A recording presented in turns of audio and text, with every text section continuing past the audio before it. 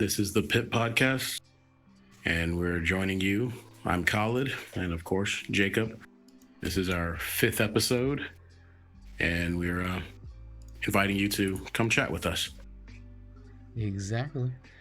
I have a few topics, mainly D&D and video game related. So Perfect. if you want to switch things up, instead of just doing my topics because they're stuff we talk about every week, if you have a topic that's off the wall. Okay, yeah, a few. But let's start with one thing that I think both of us are interested in. Well, we're all interested in all these, but Burn the Witch. Because I don't think that a lot of people, I haven't heard too many people talking about that anime. Because I was even surprised it was already out, and you're the one who told me it was out. Yeah, you were like, when is that going to air? I was like, it aired yesterday. And it's basically running like a limited series, is what the plan is. Yes, it's a limited series right now, but I heard rumors that they've actually renewed for a second season, so there should be a second season at some point. And so they're going to be running like limited episodes this whole time, because like this was like 3, and they're going to just keep doing 3 by 3s, or that I'm not sure of, because originally it was just supposed to be a 3-episode spinoff to begin with. So okay. So the fact that people enjoy it probably made them go, oh, well, we should have more of this. Yeah, so that's a good sign. For anyone who doesn't know, the creator of Bleach, is he in partnership with anyone, or is this his manga and they're like, yes, please? I can look that up for us real quick. I believe it's just his. I'm not sure if he's partnered with anyone.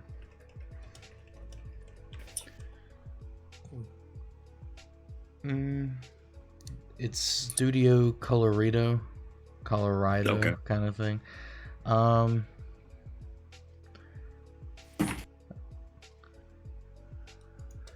Is this Tight Kubo?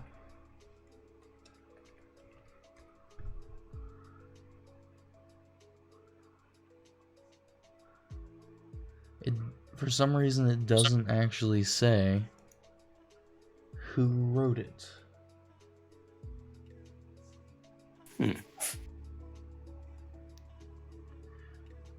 Oh, nope, here we go. Written by Tight Kubo, published by Shuei Sha. Okay. I probably butchered that name, but cannot be helped. It was classified as a one-shot, so... Oh, okay. So they have the same issues I have with D&D. My one-shots become 3-shots? Yes, absolutely. I don't think I've ever ran. I've run a one-shot, I think. Yeah, speaking of D&D, what were your topics on with this one? So, mainly the new D&D Baldur's Gate coming out and releasing earlier today. Just my excitement for it. Oh yeah. Seems beautiful. Like the game just looks gorgeous. Yeah, especially since it has the combat style, I think, because again, I'm not gonna look up anything on it until I'm able to play it. Same combat style as Divinity, which is a really good combat sort of tactician game, I would say. It also has the Dragon Age feel of character like dialogue, so it zooms in on their faces and everything. Okay, yes.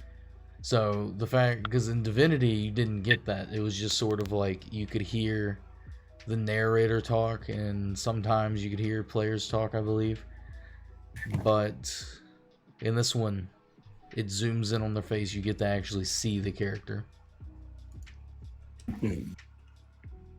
Now, I know that so how much, because since you're trying to avoid a lot of not information, but certain aspects of it, do you know about the dice system that's implemented in there?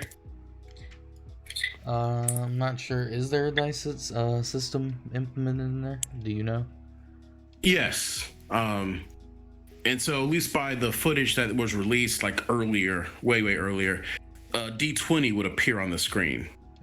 Like just the screen, and that would indicate kind of pass and fail towards different things, and that randomization should help even a different game. So playing the same path, you could still change the game's outcome. It's not the games, but just the encounters, I guess.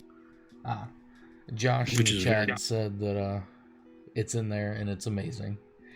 Okay. So okay. Without me having to go through Google and, giving away some things I don't want to know.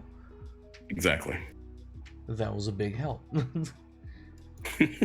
I kind of wanted to tiptoe to make sure. Didn't want to ruin it for you. Like, mechanics won't ruin it for me. I just don't want to know anything about the story or what kind of spells there are and stuff like that. I want to figure that out. Okay. But you did watch the cinematic trailer when they first roll. There was a teaser that shows like the weird mind flayer transformation. Yeah, I did see that. Yeah.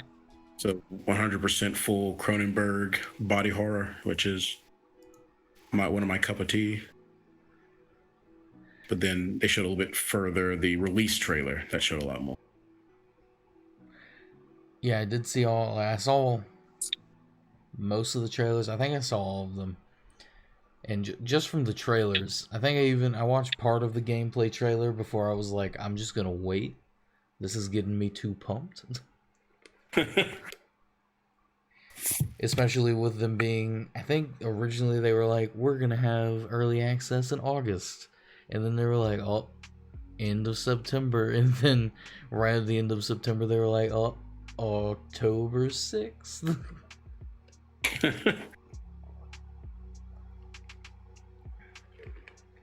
That one wasn't that bad, though.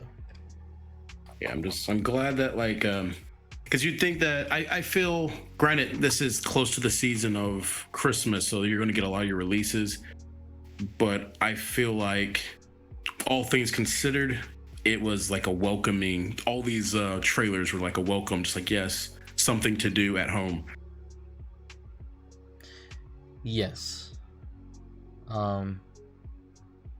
Because with all the trailers and stuff, like the games that are like, we're coming out instead of getting delayed, in case for whatever reason any sort of quarantine happens again because of flu season. If COVID picks back up, people will at least have something to do. Exactly. Whereas like in springtime there are releases, but I don't think there's as many as the fall time. Yeah, because it was really like 2 weeks, and it's still happening. Where it's just like a cascade of trailers. Yeah. And it was like, I think I caught 2 of them, and then right when I got to the main screen, there's 3 already released. I'm like, okay, all right, and then it just kept on compounding, even to the degree where I just ignored it. And then there's like trending now this trailer. I'm like, when did this come out? A week ago. So that means I was still missing game trailers coming out.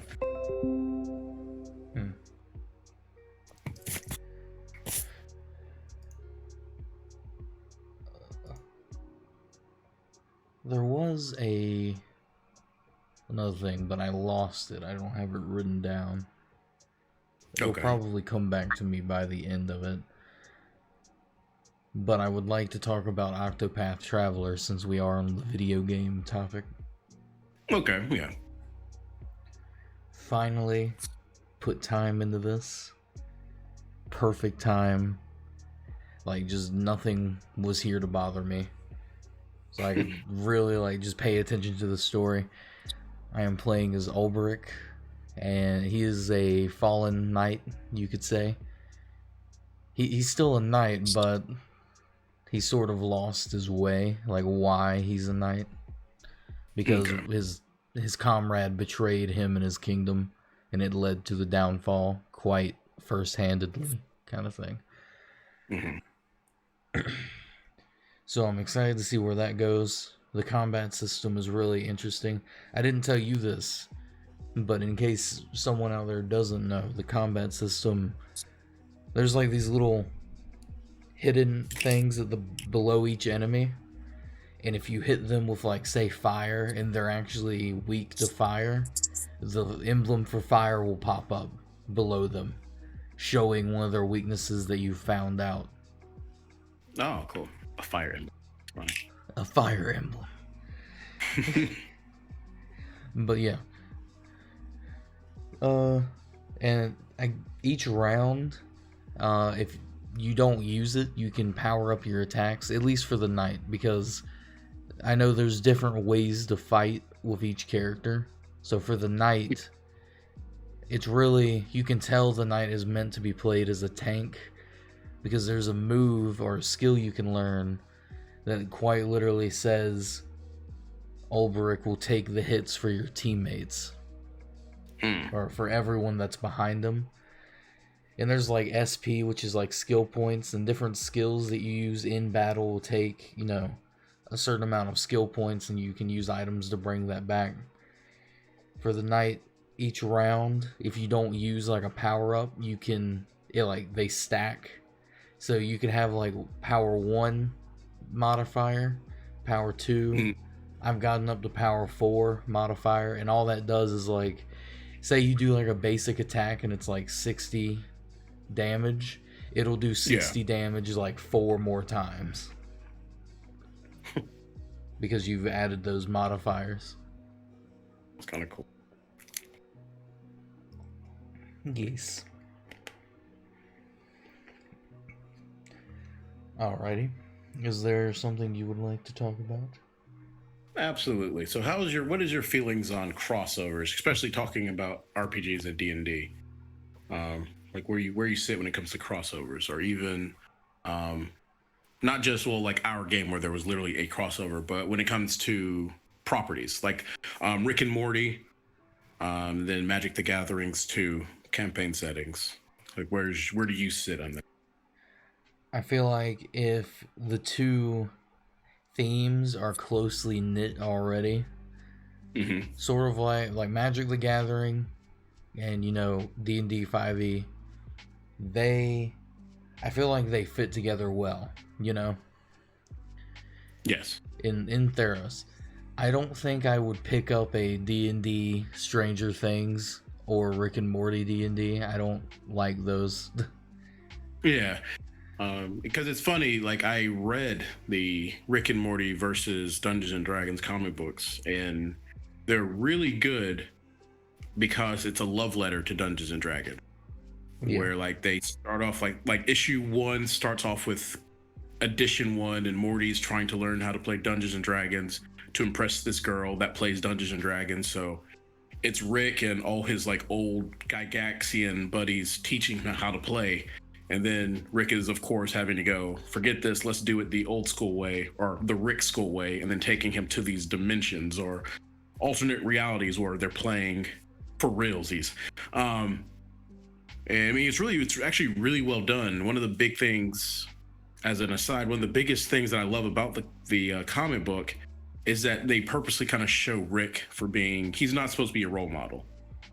They kind of lean on that one. And another one is that the characters that go into the game, like the Smith family, they are still themselves, but they change. Like Jerry has higher intelligence, so Jerry has better plans, and things work out. So he has higher charisma score, so he just exudes it because it's on his character sheet. Yeah. So and then Dungeons and Dragons versus Rick and Morty, the setting version of it is really cool. It's really well done, and dare I say, the player handbook for that game is more comprehensive than the original player handbook. for like new players. Yes, because the whole time Rick is on the side kind of telling the reader, oh, this isn't really important and this is just a fancy word for this. And so he's giving you like footnotes. Really, really smart. But in the spirit of crossovers, so they did release a My Little Pony vintage toys. I think last month or a month before. Stop right there. What? Yeah, so Dungeons and Dragons, there's like a 4-pack in there. My Little Ponies dressed up like different classes: Druid, Wizard, I think Ranger, just different ones. But the old school, like the 1980s to 90s style one. Yeah.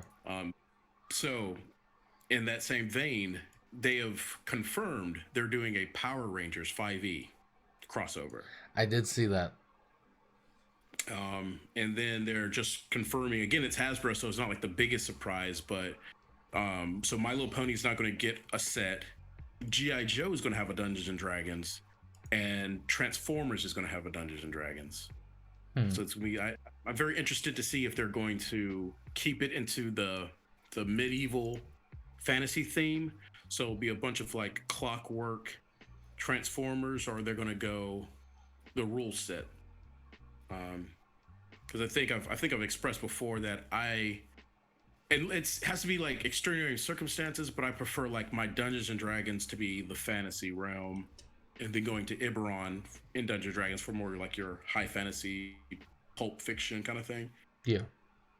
But then when someone's like, I want a starship and laser guns, I'm kind of more going, then we'll play Starfinder or Star Wars if that's the case, but more Starfinder because it's a very interesting concept. Starfinder feels a lot like Destiny, so if that can convert anyone into tabletop RPGs, and then it'll definitely keep me from playing Starfinder. Wait, Star Wars or no? What will keep you from?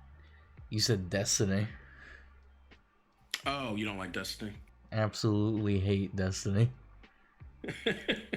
What about Borderlands? No, I like Borderlands. Okay, then there you go. It's like Borderlands. All right. I can accept that.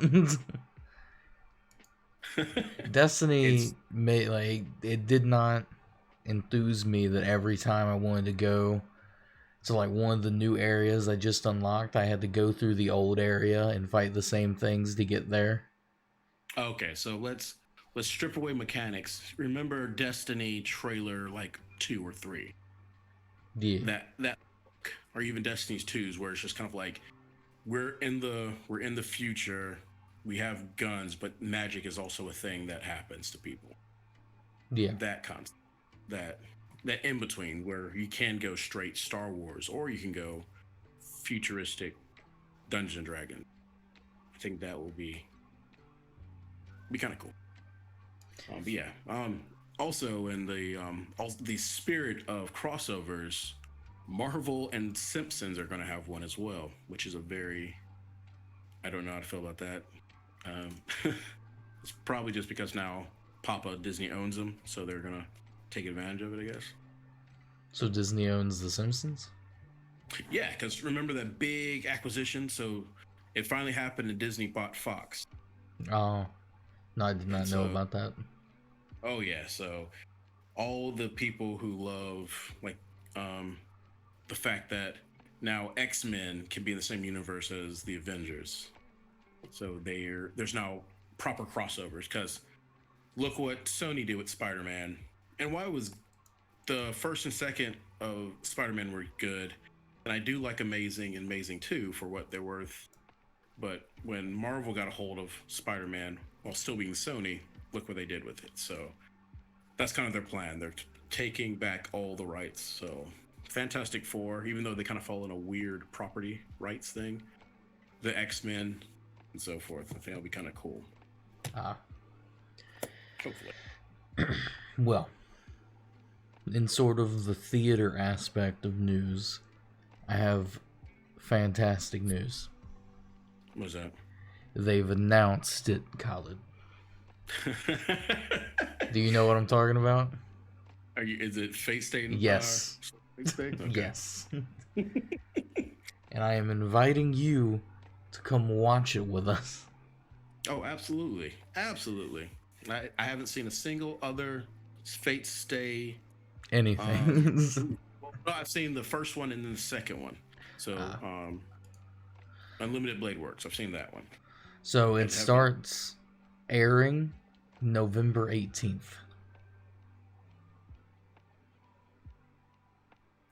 On board. But I've already acquired assistance from Joshua Boy. Okay. Okay, so I said me and him should go watch it when it comes out because it's gonna be. I did my research. I saw it coming out, and it said it was only going to go out to people who, like theaters that were with this sort of company. And I'm like, well, what theaters with that? And there's like an AMC theater in Greensboro, and I was like, ooh. And I was like, wait, isn't that theater closed? And they're like, we're opening back up on October 16th. And I'm like, yes. There you go. So for anyone who's a big Fate fan, Yep. yeah, definitely go. That's awesome. But no, I invited Josh, and his only response was yeet. So I'll take that as a yes. I always say though, I would really like them to bring Studio Ghibli movies to the big screen. Like I don't know who I'm gonna have to bribe or beg to, but that would be a really cool thing just to see on the big screen. There's so many giant centerpieces, and the way that studio does just anything, their backgrounds, their like set pieces are gorgeous. So I'd love to see that in the theater. So for a single evening, all right. So November 14th, both the first and second Heaven's Feel movies will be shown in theaters. Okay. And then following, November 18th, the third one will be shown. I like that. In November 18th, I messed up. November 14th is a Saturday. Mm-hmm. Or 18th 18th is a Wednesday. Okay. That's Wednesday, my dude. Yeah, that's possible. Yes. Should definitely go and see those. Mm-hmm. Not just because I've been waiting for it since May. Yeah. Or was it March now? I don't even remember. This is one of the two. I'm trying to think. No, it was. It was May. Yeah. So like near, not the end of it, but kind of right in the middle. You're talking about it? Yes. May 11th. I don't know. It was May 7th. Close. They rhyme. Now, theaters as well. Going to merge some segue shenanigans. If you go and see movies in the theaters and you're a comic book fan or even just love the comic book movies, DC and Marvel are going to steal everyone's money. Basically, what's going to happen is that they're going to flood the theaters with just movies from 2021 to 2022. And so I'm going to break them up into two lists of respective years, just to kind of speed it up. I'm not going to say what month it is unless someone asks or whatever. Yeah. So starting it off is going to be Mobius, doctor turned vampire by night, one of Batman or Spider-Man's villains, then turned anti-hero, works with him, whatever. Black Widow, Marvel, that one's finally coming out. They moved that one. One that I'm jokingly but not going to see, obviously, is going to be Venom, Let There Be Carnage. You're not going to see the new Venom movie, bro? I love what they did with the look of Venom, except he didn't have the Spider-Man symbol on him. But if you follow comic books, Eddie Brock is this like cocksure, headstrong, jockish guy who takes photographs. And it's the fact that he had to have a redemption arc.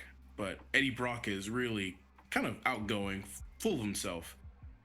Well, Tom Hardy, while I like him, Tom Hardy really didn't give that character that one. The character was more reserved and apologetic and quiet, and it was kind of the Bruce Banner gets the monster kind of thing. Monster being the Hulk. So it's really just weird what they did with it. There's so many different people that could have played him. Again, because unbeknownst to many, Venom is actually weaker than Spider-Man. He's just deadlier because Spider-Man can't sense him and so forth. So the movie, again, CG was good. The action was good. It was entertaining, but it just wasn't Venom. It was just kind of like the game Darkness. But yeah. To those who are interested in it, then, there's that. And then there's Shang-Chi, Legend of the Ten Rings. That's a Marvel one. Suicide Squad sequel comes out. So there's DC, Eternals. That one's Marvel. It's on the radar, but I'm going to be tentative. I do kind of want to see the Eternals, though. Yeah, I'm very interested to see what they're going to go with it. Marvel has this ability to take risk with their properties, and people are like, who are these? And they actually become really beloved. But at the same time, Marvel doesn't take a risk with some things. It's really strange, but I'm interested to see what they look like aesthetically in just the movie itself. It's probably, I'm pretty sure I'm going to watch it on New Phase. And then, of course, to end the 2021 will be the untitled Spider-Man sequel, so Homecoming and Far From Home. Yeah. And then 2022, there's going to be Thor, Love and Thunder, the Batman. So we're going to finally see what Robert Pattinson can do as Batman. There seem to be a lot of grounded elements to it, and that's always shudder or cringeworthy to a lot of comic book fans, because sometimes that means they just take away things because they don't feel like it's too real. Yeah. Well, it's a comic book movie. This guy is shooting a grappling hook and gliding and dressing up like a giant bat. It in itself is unrealistic. Then, of course, Doctor Strange, Multiverse of Madness. That one will have some connection to the WandaVision we were talking about last week. Then Black Panther 2 will come out. I'm very interested to see where they're going to go with that, or if they're just have it on the list and they won't do anything with it. And then, as it stands, July will be the last month, and that will be Captain Marvel's sequel. Didn't really mind Captain Marvel. It was an okay movie. It really felt like Phase 2. I still feel Catherine Winnick from Vikings should have played Captain Marvel, but Brie Larson did all right, for the most part. But yeah, and that's not even accounting for whatever WB movies and whatever Disney movies are coming out this year, next year. I'm not too sure. I've only seen Captain Marvel in Endgame. I haven't seen the actual movie. Yeah, Endgame has a weird spot when it comes to my list of Marvel movies. There's a lot of hype that a lot of the characters before being ever introduced that they really didn't live up to, because Captain Marvel was supposed to be the Superman of the Marvel Universe. Yeah. She really didn't do that. Thinking of how, even watching, maybe some people love, maybe some people hate the Justice League. Yeah. But there are really good scenes in that one. I actually enjoyed it. But the fact is, all the Justice Leaguers are fighting against out of his mind Superman, and he's holding all of them. He's just keeping them all back. And Captain Marvel can't go toe to toe with Thanos, who's strong in the movie, but she would at least have a little bit more power behind her punch, I guess. But yeah, we'll definitely say. Taking a zombie's term, she could pack a punch. Oh. I don't like that game. No, it's fine. I don't like that game. Call of Duty Zombies? Yeah. No, there is some fun to it. I prefer to have it where it's just like objective based, or I don't know. Maybe I was just not playing with the right group when it comes to like the waves. Yeah. Because I will actually take that back. So if you've ever played, I think I'm trying to think of which Call of Duty it was. Let's see, we played. It might have been Call of Duty World War II. Might have been that one, where it's you go into like so the kids get put into like a weird horror movie. Yeah. So they're sucked into this horror movie, and there's a deranged evil director who speaks over everything, and they're just trying to survive. And there's different things you unlock and so forth. And that one was actually really, really good. That one was really good. And even the Easter eggs they were kind of hard, but some of the Easter eggs are really good. So I'll say that is what, Exo Zombies? Was that? No, Exo Zombies was fun too. I'll say there's at least two. Exo Zombies was really fun. I think Exo Zombies, what made that one fun was the celebrity interaction, like how many celebrities jumped on that one. All the celebrities they were using has ties to zombie movies, which was very interesting. And then just the weird glitchiness you can do, like you could stand on a center console surrounded by zombies and they can't do anything to you, so you're picking them off. Or there's this, I can't think of how you do it, but there's a fence and you do something weird and then you get stuck behind the fence. And you're not supposed to glitch back there, obviously.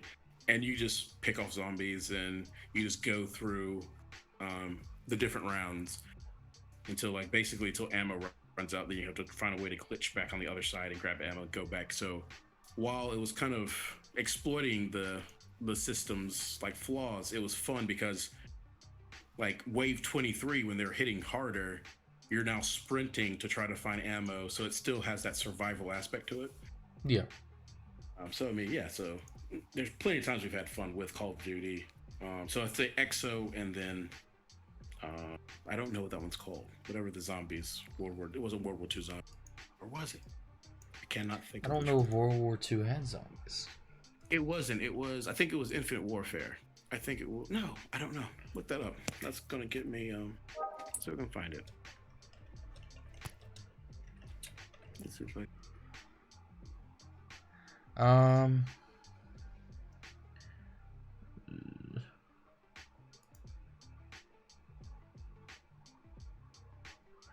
No, there is Call of Duty World War II. Now, was it retro? Or was it... Because, I mean, there's always the... Okay, so there's Advanced Warfare, and then World War II. So one is Exo Zombies and one is Nazi Zombies, respectively. Okay, so it was Infinite Warfare's... Their zombies were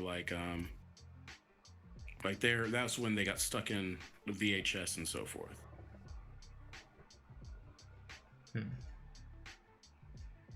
So yeah, but that one was really fun. Yeah, because it kind of fell with the whole like movie tropes and everything in that concept. Off topic, but I just saw a giant spider. Just crawling on my wall. Well, that's good. I mean, spiders are good. They're important little creatures. It's threatening the safety of my computer desk. I no longer feel safe at my computer desk. Does it have like a switchblade knife and it's planning to carve its initials into your desk? Yeah. It has like fingerless gloves. 80 music is playing. What do you have there? A knife! Oh my goodness. I still can't find that video. It's always in compilations. I can never find it by itself. Really? I'll link that to you then. Please do. What other topics do you have for us? Alright. It's gonna happen. But maybe minor spoilers for My Hero Academia. Just saying. Okay. The new My Hero Academia chapter came out Saturday. There's going to be another one this Saturday, for all I know. And oh my god, things have escalated. The chapter before the one that just came out, Bakugo had his hero moment where he moved, like his body moved on his own, and he saved Deku from the, BBEG, Big Bad Evil Guy.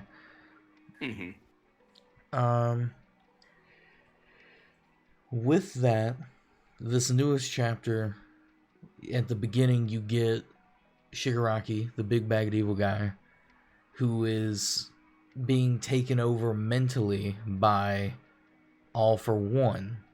All For One is the whole like evil guy for years in the My Hero universe.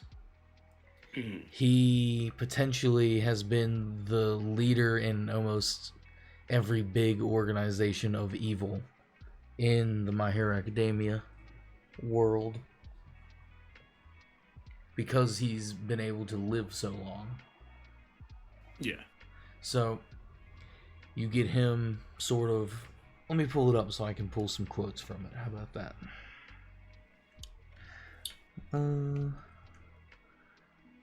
BNHA. Alright. No, why won't it load? To throw some other quotes out there, like, it's just Shigaraki saying how worthless Bakugo is, saying a worthless death for a worthless person. And this sends Deku into a full-out rage. Shigaraki is the guy he has like hands. Well, he had like hands connected to his face and body.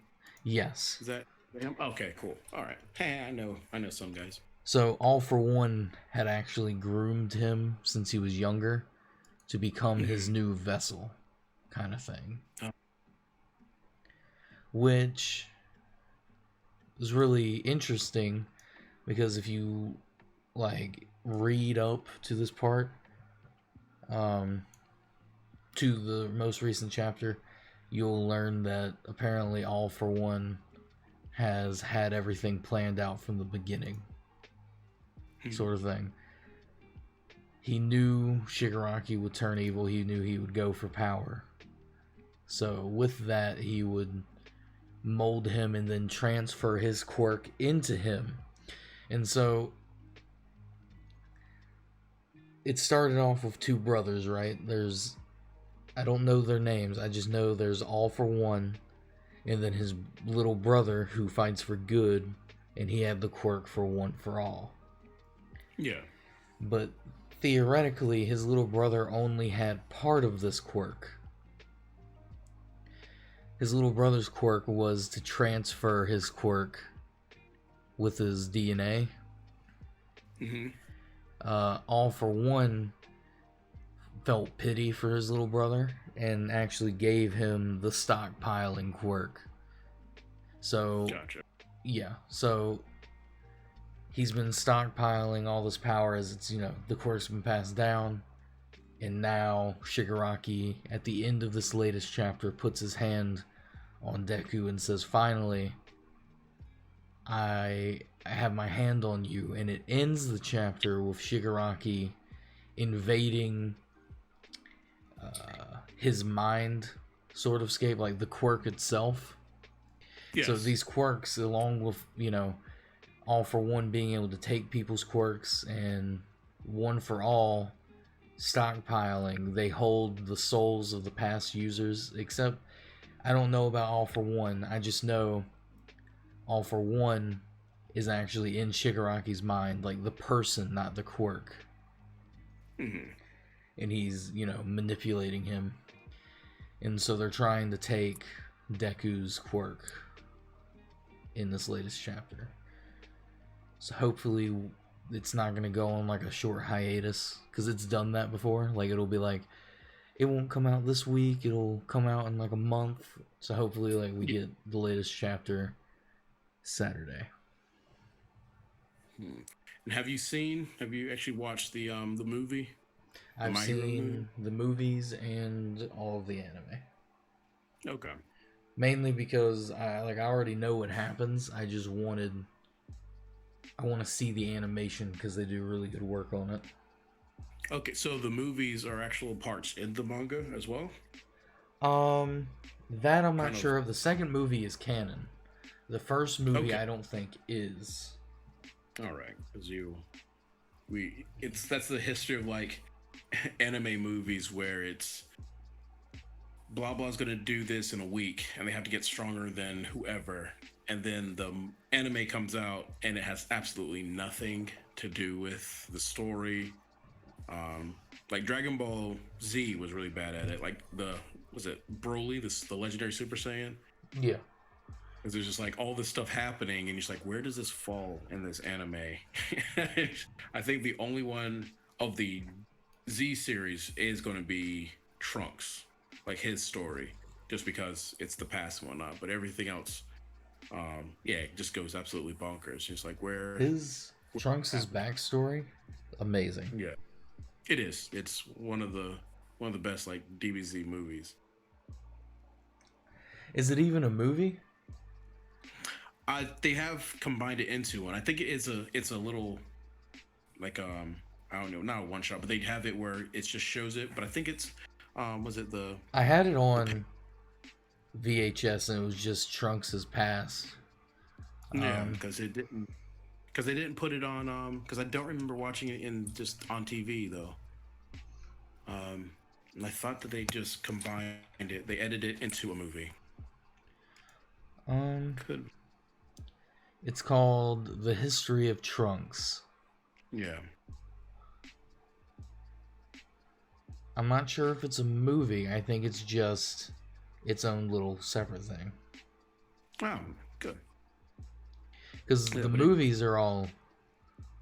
Maybe that's not right. I don't know. For some reason, I thought all the movies were numbered. But then I was like, no, that's incorrect.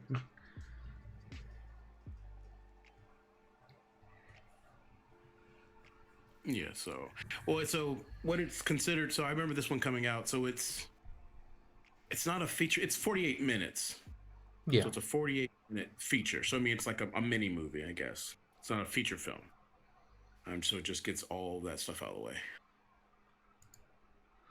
But yeah, it's very interesting. Yeah, I think that's really the only one. And I think One Piece kind of gets away with it as well because they do 3 different types. They'll do just grand adventure movies where stuff is happening. And that could technically, just because they are traveling and just doing stuff, it kind of could have been on their way to blank. They ran into these things. Yeah. Then they do the weird, the specials. I think there is one Japanese special where they're like in Japan, feudal Japan, but a lot of time that's like the Christmas specials, where it's just like series where they're just all different characters and they just have a whole different backstory and whatever. And then one I really wish they should do, just because now you're hitting 900 to 1,000 episodes, they should just do the Kai treatment and just make, because they did it with the Alabaster arc, and there's another one where they just decided to make it into a movie. I can't think of, there might be 3 of them. Definitely the Alabaster arc, where there's like, we're taking out all the filler, we're just compressing it into one movie. Here you go. There's no need to watch the series, that arc, because that'd be great. That'd be kind of wonderful. I don't watch One Piece, so I wouldn't know. It's good. It's a good anime. Like, it's definitely because the funny thing is, when we're talking about our favorites, One Piece feels very like a Dungeons and Dragons party.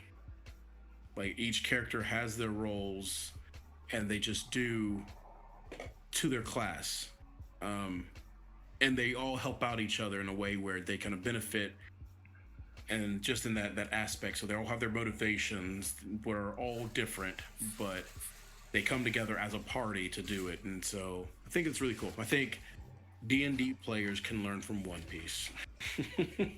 That's going to be my new slogan. I don't not even like having need to watch.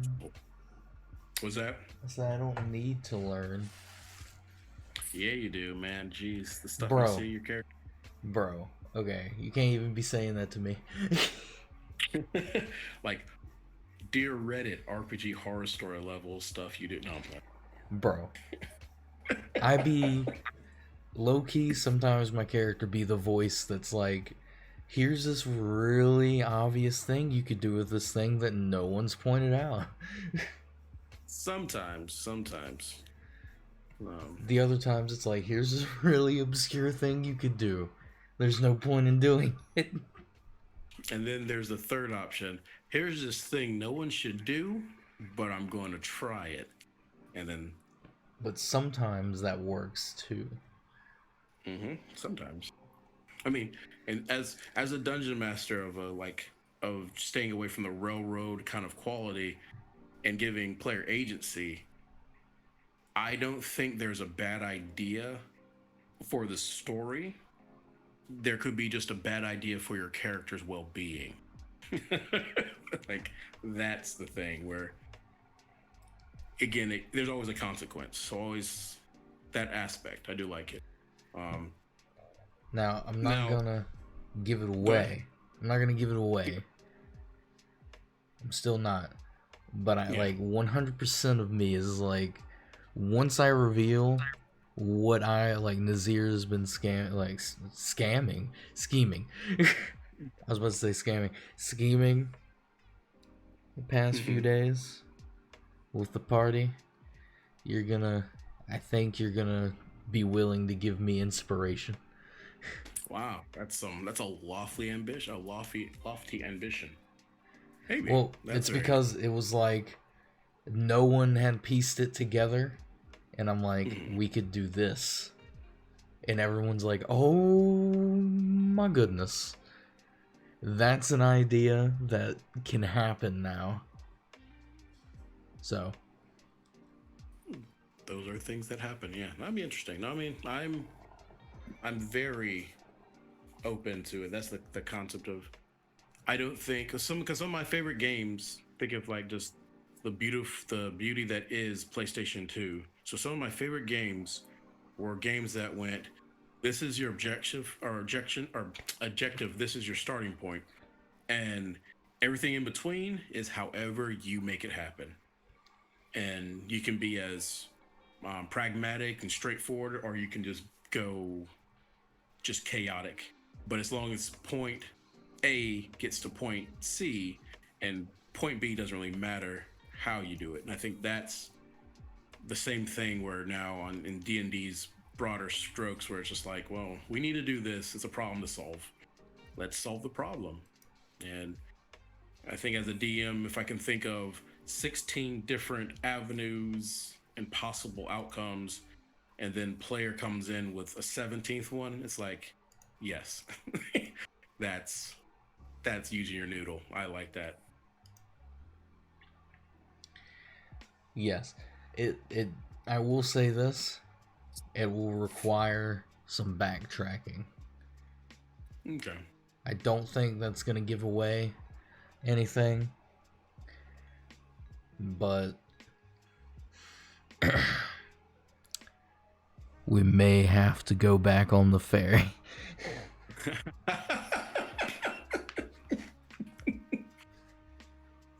Somehow I knew you were going to say that. So be careful. Just understand when it comes to my deductive ability, like the power of deduction in me, I can watch a trailer of a movie and I know the whole plot. Like, not just like, oh, the synopsis, but, oh, this person did it. Like, this is the person who's the killer. Before even watching. I'm not worried that you find it out, because odds are it would go better if at some point you did piece it together, because then you could plan for it. I mean, again, at the same time, I don't know, because at the same time, I feel like all the characters, there's motivations and driving forces to any NPC you meet. Granted, when it comes to like helping DMs, if they're like, I'm going to go talk to that one man you mentioned standing on the street corner. Sometimes it's like, okay, who was that guy? But as I've like moved along as a dungeon master, I've made sure that it's like, if I introduce a person, there should be at least some hint of a backstory of who this person is, their motivations, their happinesses, and so forth. Not like a complete when he was born. That, you know what I mean? But just at least there's something that they exist in this world. So with that one, that's where the dice come in, and then like difficulty challenges levels where I mean you can. That's why I'm a big advocate about the dice rolls, and nat 20 doesn't necessarily mean you pass a check. Just because if you smack a guy in the face and then go, I want to persuade him, a natural 20 doesn't mean he accepts a stranger smacking him in the face for no reason. Like it would just be like a lowering hostility level. So if you can like convince him, whoa, I did it because there was a bug on you. Why did you do it so hard? And then, you know what I mean? And then progressively going down from there. That's why like the joke, well, I mean, again, it makes other people's D&D games fun for them. That's fine. But like, if there's an angry dragon who's hungry, the bard is not going to seduce the dragon. You know what I mean? Like it's it's a interesting thing, but I don't know. But yeah, so you can keep it a secret. That's fine. I'm excited.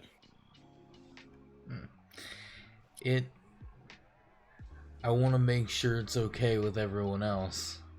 But when the time comes, I do want to be the one to reveal the plan that I have schemed. I don't want Noah or Cody stealing my thunder or lightning, if you will. Tish. No, that's completely fine. I want you to have a tiny whiteboard and then just kind of writing down all. Absolutely. Absolutely. Wonderful. I was about to break the rules, but absolutely. No, not completely. I will bring a whiteboard or just some sort of writing apparatus to specifically line out each detail, and assuming that there is at some point, an actual plan, like in phases or something, like emergencies, everything will be laid out. I will think of everything for this. Like, I even asked everyone else, like, I looked up everyone's classes, and I was like, what spells could they prepare in case we needed a spell? Like, you know what I mean? To sort of set everything up. But I think it'll be very interesting, to say the least. I'm on board with that. Thinking of it's very interesting how, like, where going back to where DMs, their planning doesn't sometimes meet their expectations, maybe in a way. So the party in my game, you, Cody, Noah, Trey, but in that concept, you've just finished dealing with a golem of unique construct. Which, by the way, on itself was one of my favorite sessions now. Just when the concept of, was it Noah's character singing Dancing Queen, a lute version of Dancing Queen, just the like instrumentals, and then Cody in character like singing the the lyrics. The lyrics and or like kind of helping out, whatever, the singing like the backup singer kind of thing. And then you just see like from the Nazir's point of view, he's just in there like, you guys gonna push her in here? And then like all of a sudden he's just waiting, he's getting some stretches in, just looking around the room bored, and then all of a sudden she gets like pushed a little bit. And she just like slides slowly until she gets her footing, and he's just like, "What? That was abrupt." And then I think the favorite reaction of the game is when it's just like, "Oh, she rolled a 5, so does 18 hit?" And you're just like, "Wait, 8? How does he get 18?" Like, "Oh no, Iron Golems have a plus 13 to hit." So my favorite moment of that session was Noah's character Damocles going, "My grand scheme is the Thunder Wave and push her into the room. Thunder Wave does nothing but 1 point of damage. I'm in the radius, I take 1 point of damage. We both pass the save, so there's no knockback at all. And then you're like, okay, so the flesh iron golem hits you. It's 48 damage. And I'm like, thanks, Noah. I was at 49 until you did that. Now I'm at 48, and now I'm at 0. She just did 48 exactly.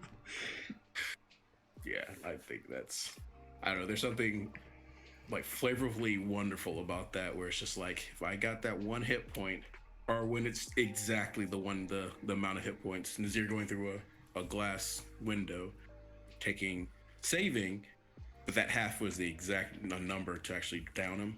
Yeah. So I think that's a funny little flavor in the game. But yeah, that was a really interesting game, and I'm not too sure what you're planning for this Halloween season.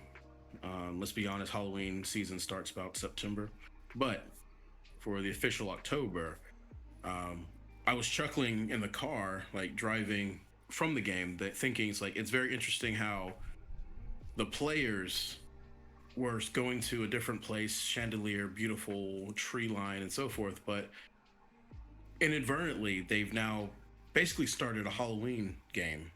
Yeah. And like, even though I don't celebrate Halloween, I love the season. I love horror movies and the pumpkins and the pumpkin spice, and so I'm a big fan of Halloween for someone who doesn't celebrate it. But my favorite. So Halloween. You finish. Oh no, so a Halloween game is a good. So what are you saying? My favorite part about that, like how we started the painting, is Cody's like, well, we've already been there, got trapped there, and found our way out of there. Why would we need or even want to go back? And then I'm just like, I think there's a town in there you guys wanted to save, and now you just have a portal there. We could totally just go in there and save that town. You came here looking for something to help you summon zombies. The person that lived here moved to the Shadowfell, and he moved that town there, so odds are if he had something that did that, that's there. And Noah's getting chased by a giant demon thing, and I don't think he can chase him while he's in there. Yeah, that was another very, very smart, because it's in the notes for anything. A lot of times you'll see spells like works unless someone's on a different plane of existence. Yeah. That was a footnote for this thing that chases Noah, and I tell it's the aesthetic, if anyone has ever seen the Evil Dead movies, where it's just the camera and that weird droning noise as something's moving through the woods, over ground, sweeping, you know what I mean, tearing down trees. Yeah. So that's his character sees, but the note is it's just like scrying and so forth. So I just kind of left it there, or any kind of divination of a lower spell class. So the fact that, or spell level rather. So the minute that he went over there, it never crossed my mind. Like, those two were not in the same realm of me thinking that, oh, well, this is made for Noah to hide himself, or Damocles, his character, to hide himself. So when that happened, that's another just like these players got some brains on them. They got big brain thoughts, and I like it. And so that's really, really cool. Here's the sad part about that session. Is that for some reason I think that I came up with all three of those ideas, and then I'm going to listen to the audio and I came up with none of them. But I really do think that those three ideas were mine. All right. Well, I got to get the audio now. If all three of those of your ideas, then I will give you inspiration for them. Yes. Edits the audio, and you just hear an abrupt stop. Just, it was my idea. But I wonder. So I think the saddest thing of the whole session was, I think, the golem itself. Like, just this amalgamation for those, I guess, who are interested in it. Maybe almost 2 years ago now, there was a Shadowfell game. So Shadowfell, if you think about like the Feywild of just Irish folklore, so Shadowfell's the dark version of that, basically. Some of the players at the table have gone there and dealt with the evil wizard's remnants of his experiments. So players go to a different wizard's tower who is a fanboy of said wizard, dealing with his malcreations, and they run into what is a golem made out of iron, which is a beefy boy.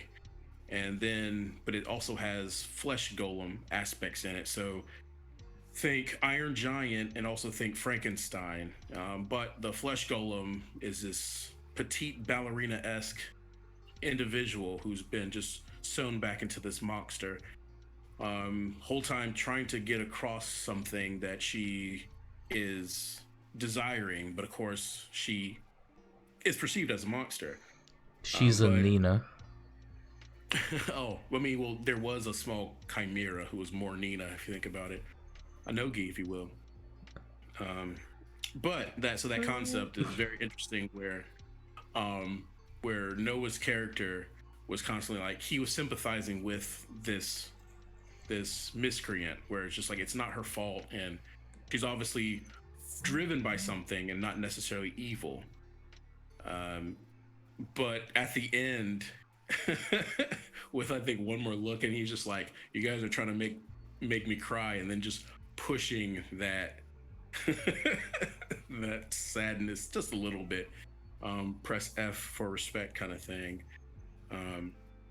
But I feel like that was a really good session, especially as a follow-up to what's to come just within this little arc. An unexpected arc, but definitely a welcomed arc. Yeah, I enjoyed the end of it there, where I'm like, hey, here's 1,000 gold that I just got.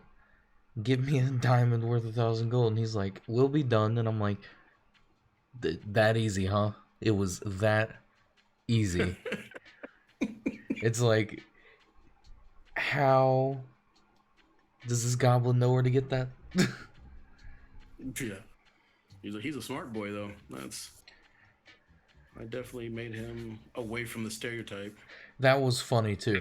The fact Cody was like, we're gonna let the goblins keep in charge of it. And I'm like, no, we're gonna let the smart one do it. And he's like, really? And I'm like, yeah, the one that none of us could solve a puzzle box. We send it back through, and he sends it back almost immediately. Completed. Good old Ruz Tumble is his name. But yeah.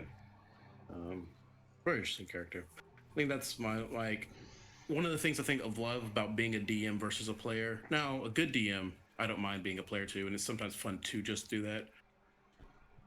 It's the reason why I don't really agree with like DMPCs. I'm not a fan of DMPCs, because why play one super cool, edgy, awesome character that does all the cool, fun things when you can be the whole world? You know what I mean? You're everybody. So it's just kind of strange just doing that. But that's one thing I love, is the fact of being so many different characters. And then it's almost a challenge to remember the relationships between the characters. So even having to be Brielle and then Malos, Brielle wants to kill Nazir. Malos is like, whatever, he's my servant because I'm a red dragon. Inside baseball, Malice is not a red dragon. Malice is a small 3-year-old boy, like, who thinks he's a red dragon. He's a human. You know what I mean? Like, he's a little human. Yes, but he has draconic features because he ate dead dragons. Dark, but yeah, metal. No, but so in that concept where it's just that aspects where even players, if the DM does it right, their attitudes can change towards each character. And so I love that, the different aspects of that one. Rez Tumble and Glat Bloom, Pecan Apple Pumpkin Peach, her whole last name. They're two small statured. One is a goblin, one is a halfling. They're intelligent, but they have their own personalities and flaws and strengths. Wait. Kind of. Yes. Are they both goblins? No. Pecan Apple Pumpkin Peach is a female halfling wizard. Okay. Rust Tumble is a little goblin. It's about the same size, though. They're friends because they're both short. Yeah, we're both short and smart kids. Let's do this. They're both smarty. They're both bookworms. And so we've now touched into a little bit past 11:30. Wait, 11. 1 second. I would like for Yes, you to sir. know. Mm-hmm. Trey 100% had the spell Dispel Magic. Oh my gosh. He just did not. He didn't have it prepared. He had it though, because I looked it up. He was like, "Yeah, no, I know I had it. I just didn't have it prepared." And I was like, "Oh my god!" And I think in that aspect, it has to be. It was meant to be. Yeah. Because there will be times where I'll listen to like some of my older audio, or so when those audio came out when they were just brand new. And I'll listen to something and I'm like, oh, why didn't I do this? Or why didn't I have this character say that? And it'll be just kind of like bug me, kind of just pick at me. It's like, man, I should have had him do this or do that. But then you fast forward 1, 2, even 3 sessions, and then it works out perfectly to a point where it's just like, I know I didn't plan it, but my goodness, there's no way you couldn't tell that it wasn't planned. I think that's kind of cool. So when that stuff happens, I just go, it was meant to be. It's gonna work out for the greater good of the game. It's gonna work out and it's right. And it does. Like, there's not really been a time where I'm like, no, I wanted this. No. Yeah. Well, so that's, I don't know. Well, we can start that segment if you would like to introduce it, like you always do. Yeah, absolutely. So we'll do the segment. What are you watching, playing, reading, listening to? And again, just take it away of what. Well, we know one is Octopath Traveler, right? Yes, I'm loving it. Finally had time to delve into it. Mm-hmm. Only semi upset it couldn't have been, Baldur's Gate, but Octopath is good and it's like different genre of game, good in its own right, I think the story of it will, since it's 8 different stories theoretically, it could potentially win me over 8 different times in 8 different ways. Have they said what the total gameplay is? I'm gonna Google that right now because that's a question I don't know. It's gonna be 8 hours each. That'd be crazy. Total playtime 60 to 70 hours.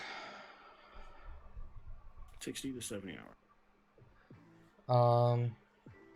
And that number can be extended depending on how long you spend on every side quest. So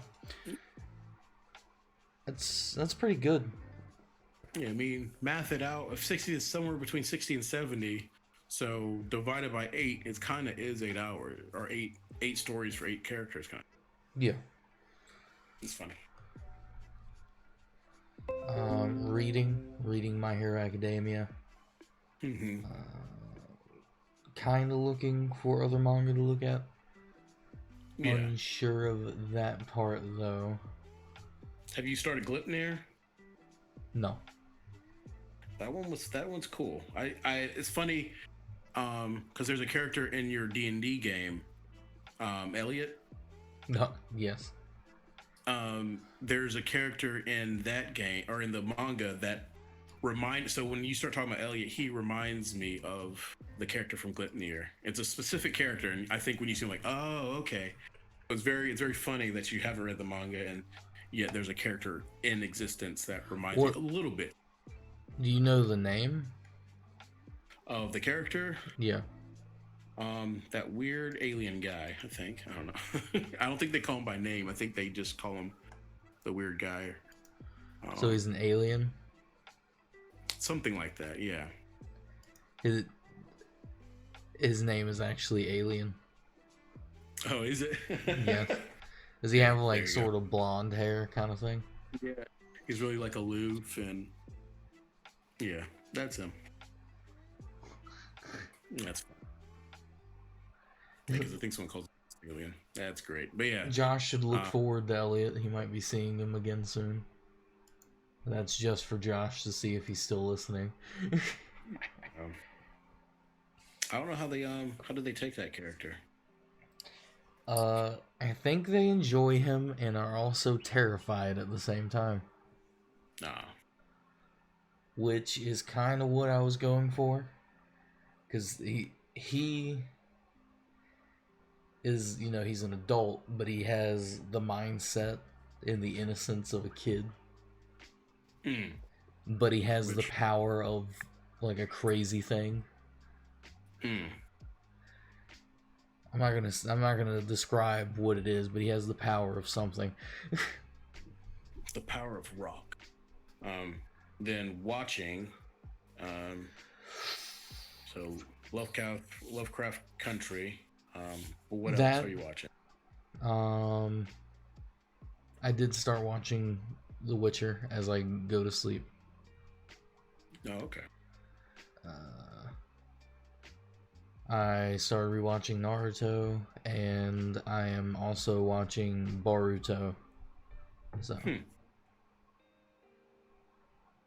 Back to back, or are you going in order? Again, I'm just rewatching Naruto. I don't think I said this on here. I'm rewatching it to recomprehend it, because when I watched it the first time, it was when I was younger. Okay, not Naruto Shippuden, but like the original, just Naruto. Okay, I get you. So I can see, because I remember all the major points, but I don't remember how they got from like point to point, like the whole middle. I just remember the big like fight scenes and stuff like that. So, and then Boruto, I want to read the manga. I've read the manga like on and off, but I like the animation of just Boruto itself. So, okay, yeah. Especially pulling up on like a second monitor, doing something else. Okay, yeah. Or are you watching it dubbed or subbed? Depends on what I'm doing. Okay. Or you're not a dub sub snob, are you? Just kind of whichever sounds the best. If I wanna watch it intently, subbed, because I can go farther. Gotcha. If I want to have something on the background, then just dubbed. Okay. That way I don't have to read.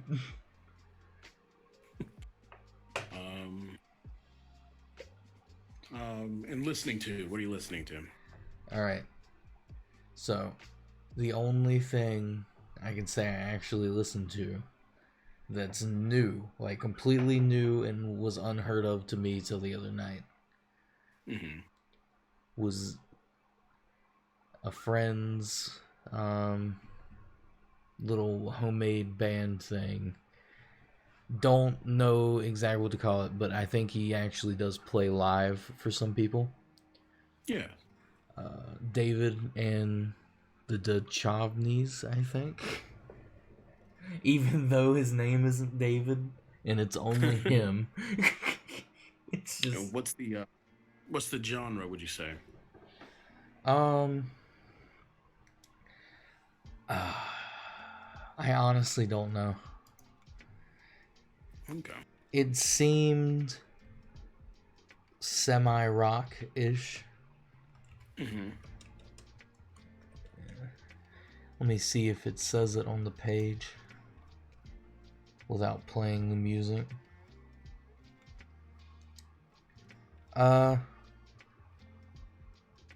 Nope. Does not say it.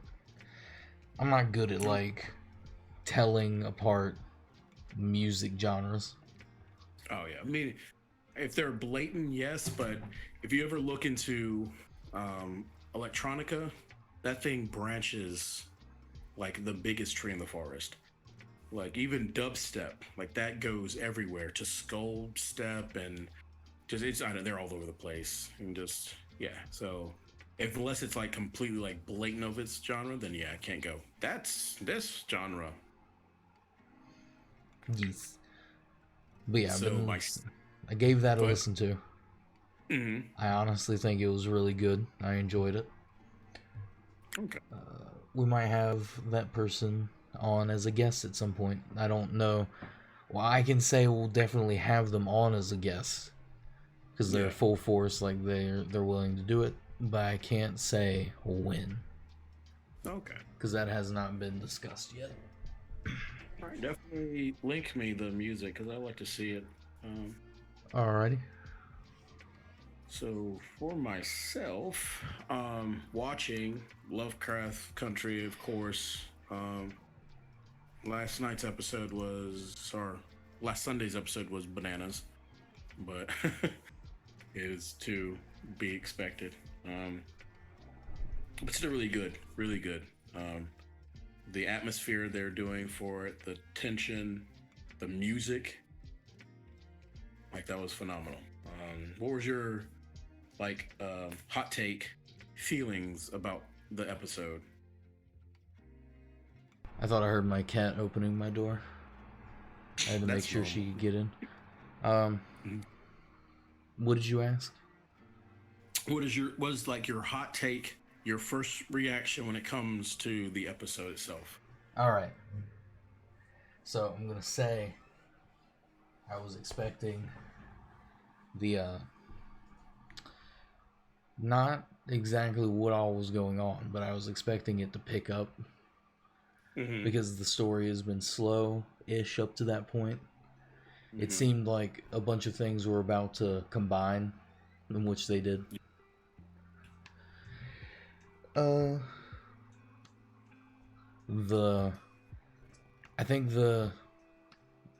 interpretation, how they portrayed D getting chased. Yes. I enjoyed that a lot. Phenomenal. Because that sort of set the pace for the rest of the show, or the episode. I would say yes. And I've applauded them before because of the fact of how they do tension really well in that show. And so there's stuff happening, and while you're invested in these characters and what's going on, you still have this thing in your back of the mind of what's going on with her. You know what I mean? And so it's just that instance of like, okay, but I need to see what's going on with her without taking away from what everyone was saying on screen. It's just like, all right, but what about D though? You know what I mean? Yeah. But yeah, and I'm the funny thing is I'm a big person who loves like music and how music is used. And dancing. So I won't sit down and watch a musical. I'm not a fan of musicals. But when shows or movies have these like homages to musicals or use dance and music that's outside of its genre, then I love it. It's really strange, but like I don't like sitting down and watching a Bollywood movie. But if someone does a episode or something and they're just like not parodying it or satirizing it, but just enjoying what Bollywood is, then I completely love it. I'm like, oh, I get these references still, even though it's not really my thing. And so that playing on it, I love watching people dance, and yeah, it definitely was a really good episode, and the whoever choreographed it did a phenomenal job. I like how what's that is her name Christina? Yes. Okay. Forget her name. Pretty. I like how they when she's on the dock and she's like reliving how that boy died, basically. Yeah. I like that. That was pretty interesting. Yeah. I did not expect that. I did expect, however, at the end, what happened with Atticus, like at the very end. Yeah. I did expect that because I was like, it's already shown that he doesn't like that does not happen at that time. Yeah. But jumping to playing right now, I'm still playing this Guardian Tales game. Finally, after grinding and whatnot, I finally got to 1 million of these little like SP points. Let's just call them like a million special dollars. and unlocked a character that's just she's stuck in a crystal. You have to unlock it after you get all these points, then use her. And someone said before that she's like one of the strongest characters in the game, and my goodness gracious, they weren't lying. Like, she's level 1, and out of luck of the draw, I actually get her weapon. Like, some of these heroes have specific weapons that are only for them. You can use it for your knight character because it's just the generic main character kind of thing, but no other character can use it except for the legendary hero and then them. So luck of the draw, got her sword immediately, and this little level 1 character is dropping level 30 enemies. Like, and even when I'm running around like leveling all my stuff up, so I'm like level 25 to level 30, and I'm having problems with it, and this little chick comes and just destroys them. Now she only has like 900 hit points, so she gets hit once, she's dead. Like, that's it of that character. Oh, so that's the scaling in that game? Yeah, well, it was just the scale. Yeah, because you can see a substantial difference between like 10 levels. Like, I can mow through like level 40 enemies once I get level up. So the fact that she was hitting that hard from 20 levels, like almost 30 levels above her, is nonsense. It's really cool. So it's like, fine, I'll slowly just mill her back up. So it's like right now, it's just this chain of just these hardcore female warriors that I have, like each one doing a different thing. And 2 of them were kind of like hard to get, and yet there they are. But and then just thinking about the hard scale levels, there's in the game there's this like mysterious older woman who's a swordswoman, and she's level 70. So when you go into the little mission screen, you don't fight any enemies. You just see them all strolled out, and then you talk to her. And so there's like a friendly option, and then just like a little like teasing option. So friendly option, you seem strong, I'll leave you alone. That's the end of the mission. The other side of that is you can keep goading her and say, you're not that strong, I can take you. And then her eyes become red, all the fire goes out, and then you have to fight her. And if she hits you once, you're dead. Like, it's like, I was level anything, and if she hits you, she dead. So she's basically just mowing through every character. And then I was just like inspired by the Soulsborne community, and so I got a bow and arrow, which is still severely under level, and I proceeded to keep hiding behind like these fire urns. And so when she does an attack, she either goes across 3 strikes or 2 strikes, and she clears the screen. So or the map rather. So that's the only thing that stops her animation if she runs into these things. So I'm spending, I don't know, I think it was like 30 minutes just picking away at her health, like annoyingly. So I actually did beat her, which was very hilarious, but it took everything. So I'm like, yeah, you know what? Cody would be proud, because this was a bloodborne situation, man. This was the grind. It was. It like, and then like, yeah, it took, because you can either start over or you can hit, spend some coins or some gems or something to come back to life where you were. And like right when I finally saw her at 50%, which is, I think her hit points were in the millions, like 2 million. Yeah. And so just doing like 40 to sometimes 100, just myself, because she'd drop all 3 of my my NPCs that are with me. So yeah, the fact that I had to just like figure out that I could keep her attacking me, spamming just the arrow shooting button, and then hiding to stop her animation. And I was like, man, that I understand now why they play Bloodborne and Dark Souls, because it's for this moment. But definitely a fun thing. Reading is still off and on, American Gods, but I also started watching Tigtone. So Tigtone is if someone loves Adventure Time, if someone loves Harmon Quest, and in a acid-induced fever dream, they came up with this show. So it's I mean, that's the best way to describe it. And watch the trailers. It's Tigtone, Tigtone.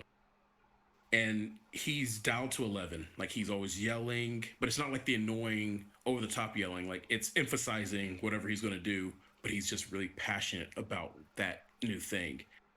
And so he kind of dresses like Aragorn from like the Lord of the Rings series, and he has this little creature with him that can regenerate, which is very funny. And that concept, but yeah, so he's just running around, and it's kind of a satire of like fantasy games and of just both tabletop and like video games, because he'll go on a quest. He's basically addicted to doing quests, but when something gets in his way, he then goes, we need to do a side quest, and then it's off the wall, but it is to meet the ends of whatever he's doing, which is very funny. Yeah, very absurd. So I've gotten through, I think, most of the first season except for one episode, and then season 2, I do believe, is out. So I'll see if I can find that one. But yeah, it's pretty good. It's really, really good. Voice acting and the animation is just really weird. I have to look into it, but it's kind of as if wire work. So if it's like cell drawing or cell shading, so they're really nicely painted. Yeah. I've had to do it before when I used to do animation in high school, but so it's wire work structure, and there's certain like pins to the character. So technically the character has a skeleton, like an actual painted skeleton, and then they just stretch and morph the skin to make them talk. So there will be times where they pull a little too much, and you can like see like his eyes droop because he's doing. It's really strange, but it adds to the aesthetic of just how absurd this animation is. But yeah, just full rock and roll, heavy metal concept of just nonsensical fantasy. So it's definitely a good watch. And then I hear Bree. What are you doing? What do you want? What? You about to say something? No. Okay. I was stretching. Okay, but yeah, if you could watch, I'd say watch the pilot episode or the Take Tone, the begunning. Begunning? It's not beginning. No, it's like our Take Tone, the beguns, or something silly. And then I think it's the beguns, Take Tone, the beguns, because then at the end of it, he's like, "I beginning," and then it just goes off. It's like, okay, this is the pace of what this is going to be. But yeah, it's a pretty good show. Like actual laugh out loud, just nonsense at times. And then listening to, I'm reintroduced myself to a lot of my playlists. So there's a lot of songs on there, so it's all over the place. Yes and Nina Simone. Mark, I can't think of his last name. He has a song with Miley Cyrus, which is a phenomenal song. Like it's like you can say what you want about Miley Cyrus, but her vocals, she has really good vocal skills. Wrecking Ball, for the meme it is a really good song. You know what I mean? Yeah. But yeah, and I think that's all of my little spiel, I guess, when it comes to what I'm watching, playing, reading, and listening to. Surprisingly, was there any questions? What? I have not seen any questions in the chat. Okay.